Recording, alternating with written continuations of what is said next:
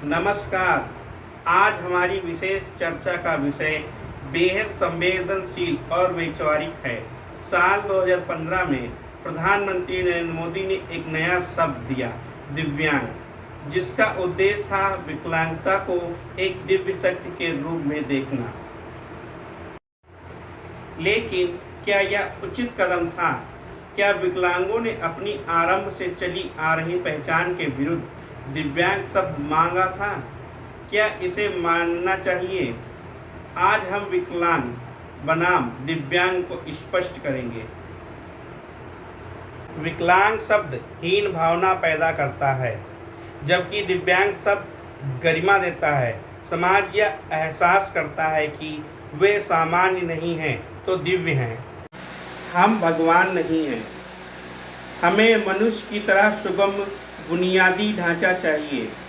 विकलांग शब्द एक वर्णनात्मक संज्ञा है जिसका उल्लेख आयुर्वेद तक में हुआ है।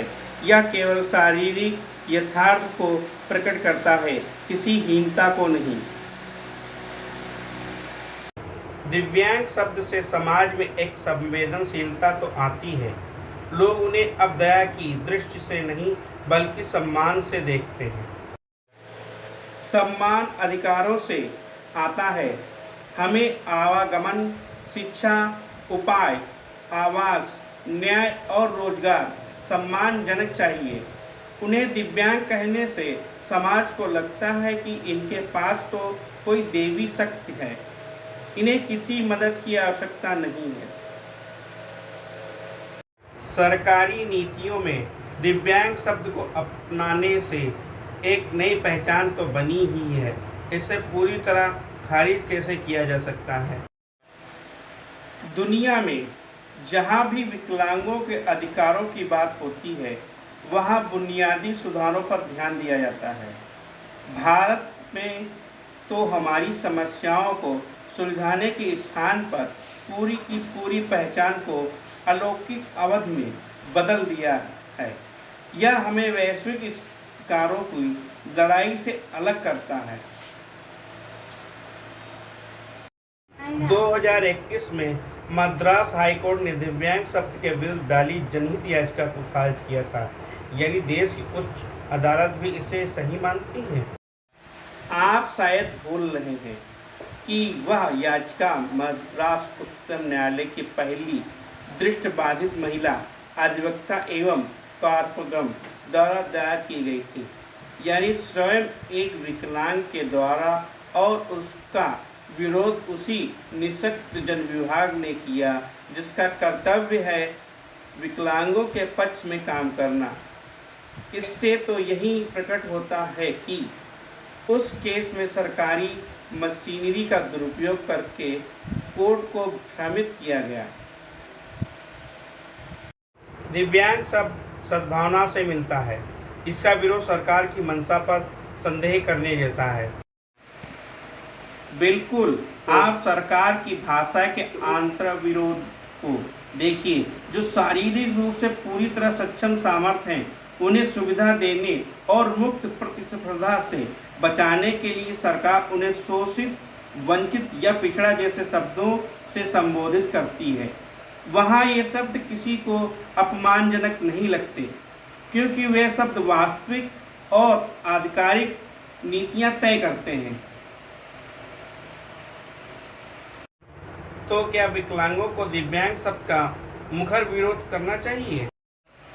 बिल्कुल करना चाहिए। विकलांग एक प्रमाणिक और मूल शब्द है। किसी नेता, मंत्री या अधिकारी को संतुष्ट करने के लिए अपनी मूल पहचान को बदल देना एक पूरे समाज के जबरन धर्म परिवर्तन की तरह वैचारिक परिवर्तन है। लेकिन ऐसा करने से सीधा सरकार से लड़ाई हो सकती है। आपको हक चाहिए या सरकार के डंडे से दबे रहना चाहिए। विकलांग अधिकार आंदोलन का दुनिया भर में एक ऐतिहासिक सिद्धांत है। हमारे बिना, हमारे बारे में कुछ नहीं। Nothing about you the without you. चाहे अदालत हो या सरकार। लेकिन कई जगहों पर व्यवहारिक धरातल पर विकलांगों को दिव्यांग शब्द का विरोध करने पर अप्रत्यक्ष सजा दी जाती है, जैसे कृत्रिम उपकरण न देना, पेंशन रोकना या आवश्यक सुविधाएं अटकाना। ऐसे में व्यवस्था के दबाव के आगे विरोध कैसे करें? विकसित देशों में विकलांगों को उनके अधिकार इसलिए मिल पाते हैं क्योंकि वे व्यवस्था के इस दमनकारी दबाव में डरना छोड़ चुके हैं और अधिकारों के लिए लड़ना जानते हैं। निष्कर्ष में हम कह सकते हैं कि विकलांगों के लिए दिव्यांग जैसा दार्शनिक शब्द भाषा विज्ञान, जीव विज्ञान के सिद्धांतों के विपरीत है। भाषा का उपयोग जैविक यथार्थ को छुपाना नहीं होता है। यह शब्द विकलांगों की वास्तविक शारीरिक समस्याओं और दैनिक संघर्षों को छुपाने जैसा है।